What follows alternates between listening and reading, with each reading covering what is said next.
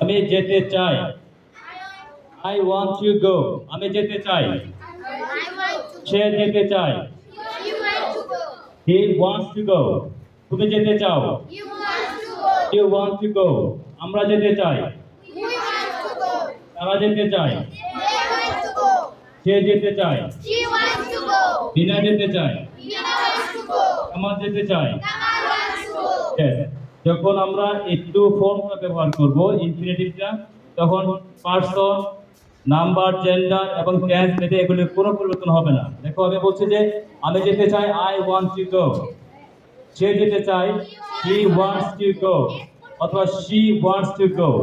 আবার আমরা যেতে চাই, we want to go. তারা যেতে চায়, they want to go.